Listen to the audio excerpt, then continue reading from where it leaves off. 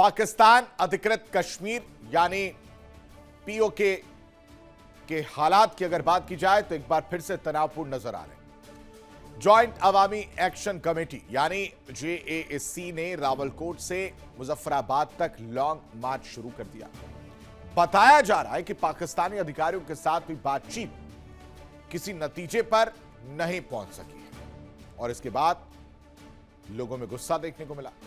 लोग सड़कों पर उतर आए और इस बीच united Kashmir people's national party ने पाकिस्तान से संयम बरतने और शांतिपूर्ण प्रदर्शनकारियों के खिलाफ बल प्रयोग न करने की मांग की है। संगठन का दावा है कि 5 जून से अब तक अशांति में करीब करीब 40 से ज्यादा लोगों की जान जा चुकी है।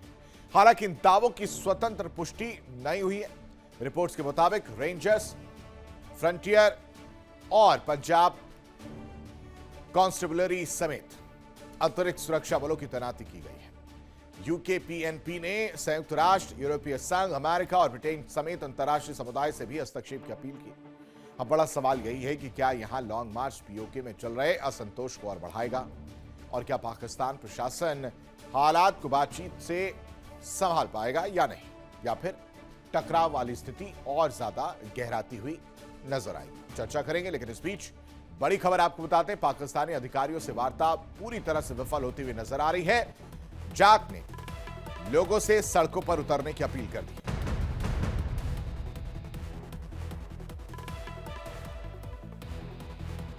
रावलकोट से मुजफ्फराबाद तक मार्च देखने को मिला। पीओके में सुरक्षा बलों की अतिरिक्त तैनाती जो है वो देखने को मिली है। यूकेपीएनपी ने बल प्रयोग न करने की मांग उठाई। पीओके में शांतिपूर्ण प्रदर्शनकारियों की सुरक्षा की मांग की गई है।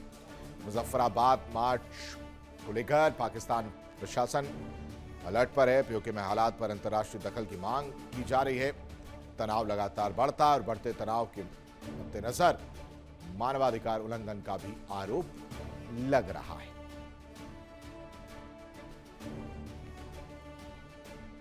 तो पीओके में बगावत के स्वर बुलंद होते हुए नजर आ रहे हैं।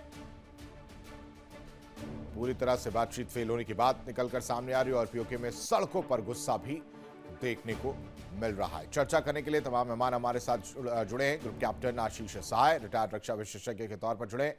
बहुत स्वागत सर आपका। डॉक्टर अजिताभ सिंह, विदेश मामलों के जानकार हैं।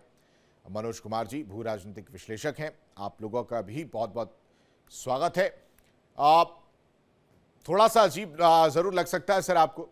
अभी तक हम अमेरिका, ईरान, इजराइल की चर्चा कर रहे थे, उस पर भी आएंगे, लेकिन उसकी शुरुआत करें उससे पहले पाकिस्तान के भी हालात को समझना बहुत ज़रूरी हो जाता है। अजिताभ जी, अगर हम बात करें पाकिस्तान के हालात की तो चौतरफा घिरता हुआ नज़र आ रहा है। चाहे खैबर पख्तूनवा हो या बाकी जो जगह हैं वहाँ पर भी इसी तरह की विरोध देखने को मिले। चाहे पाकिस्तान ऑक्युपाइड कश्मीर की हम बात कर रहे हैं, अभी ये स्थिति है कि प्रदर्शन अब मुखर होकर देखने को मिल रहा। सब लोग जो हैं, प्रदर्शनकारी जो है, सड़कों पर आ चुके हैं। बातचीत ही एक समाधान है, लेकिन वो भी विफल होती हुई नजर आ रही है। तो ऐसे में समाधान क्या देख पा रहे हैं आप?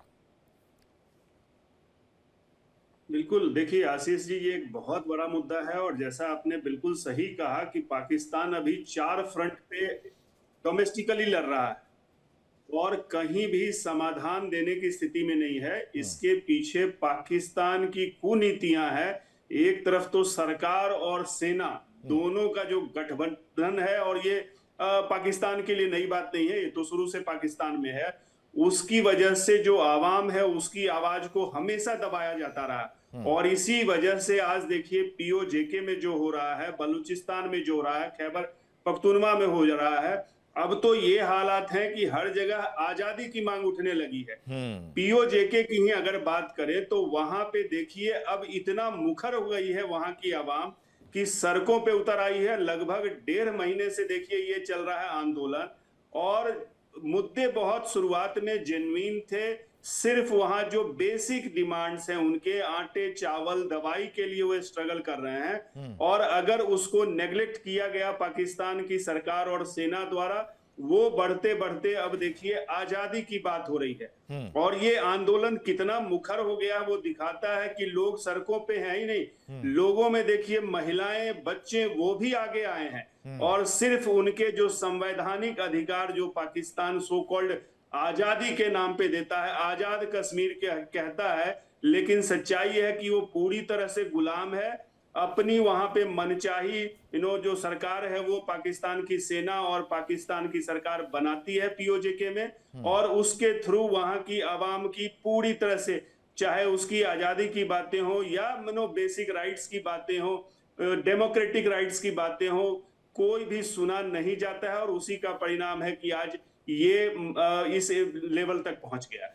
हाँ, और दूसरी तरफ अगर बात करें मनोज जी, बलूच हो या फिर खैबर पख्तूनवा की हम बात करें, वहां पर भी इसी तरह की स्थिति है। वो लोग भी लगातार हमले कर रहे हैं, बलूच अगर हम बात करें, क्योंकि आप सोचिए ना कि जो जगह आपको बहुत सारी इंपॉर्टेंट चीजें प्रोवाइड करा रही है या वहां से आप ले रहे हो, यूज कर रहे हो, वही जगह, वही इलाका या वही राज्य कह लें या जिला कह लें, जो भी मन करे इस समय, वो भी बहुत पीछे नजर आ रहा है।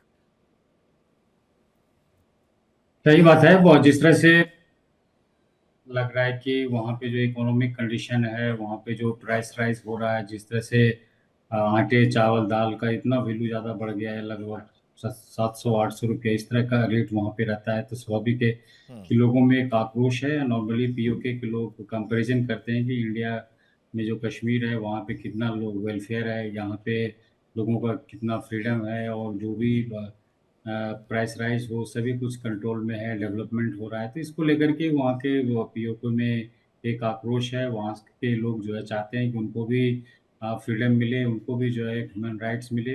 जिस तरह से देखा जा रहा है कि लगभग 200 गाड़ी जो है पिछले 24 घंटे में जलाया गया प्रोटेस्टर्स द्वारा। और पाकिस्तान जो है अभी स्थिति में नहीं है। जिस तरह से इकोनॉमिक स्लो डाउन हो रहा है, वहाँ पे इंटरनल डिस्टर्बेंसेस है वहाँ पे। और हम लोग देख ही रहे हैं कि अफगानिस्तान के साथ बॉर्डर जो लगा हुआ है वहाँ से भी टीटीपी का हमला होते रहता है। तो अभी जो है पाकिस्तान सभी साइड से घिरा हुआ है। और जिस तरह से चाइना को भी जो है, जिस तरह से वहाँ पे इन्वेस्टमेंट पाकिस्तान ने कुछ किया था, उसको लेकर के चाइना भी अप्रीहेंशन है कि यहाँ पे और इन्वेस्टमेंट किया जाए या नहीं किया जाए। इसको लेकर के भी वो चाहता है कि किस तरह से पाकिस्तान जो है स्टेबलाइज हो जाए, वहाँ पे प्रोटेस्ट जो है वो बंद खत्म हो जाए। लेकिन ऐसा लग रहा है कि जिस तरह से पाकिस्तान का जो शुरू से ही अप्रोच रहा है कि हम बातचीत ही नहीं करेंगे और लोगों को डुअल दर्जा देंगे, डुअल सिटीजनशिप का दर्जा देंगे, और उनको एक फंडामेंटल राइट्स हो वो भी नहीं देंगे, तो स्वाभाविक है कि लोगों में आक्रोश तो रहेगा ही। जिस तरह से दमनकारी नीति रहा है, पुलिस फोर्स को आगे करके पाकिस्तान जो है इनोसेंट लोगों पे हमला किया जाता है, मारा जाता है। और बहुत से बच्चे वहाँ पे गायब हैं, वहाँ पे महिलाएं बहुत से मिसिंग है। तो इसको लेकर के लोगों में बहुत ही आक्रोश है। जो एक बेसिक राइट्स जो है होना चाहिए वो नहीं हो पा रहा है। और जिस तरह से ये कहा जा रहा है कि कल जो है वो वहाँ पे इलेक्शन था पीओके में, और वहाँ पे बहुत कम ही जो है वोट परसेंटेज हुआ है। लोगों का कोई इंटरेस्ट नहीं है कि जो है वोट करे, क्योंकि उनको पता है कि क्या होने वाला है जब उनको अपना राइट नहीं मिल पाएगा। और जो एक बेसिक राइट्स है, फूड है, आइटम्स है, ये भी वो लोग जूझ रहे हैं। उनको भी जो है एक ट्रेडिशनल वे में अपना वो फूडिंग जो भी मिला खाया।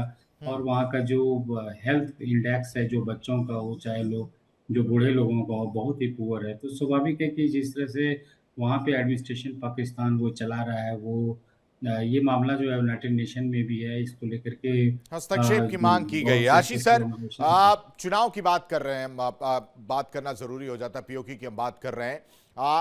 कल सोमवार था, सोमवार के पीओके की अगर हम बात करें तो वहां पर चुनाव था, लेकिन उसका बहिष्कार किया गया। बड़ी संख्या में लोग वोट करने भी नहीं निकले और जो थे वो सड़क पर थे। ऐसे में गोलियां चलाई गई।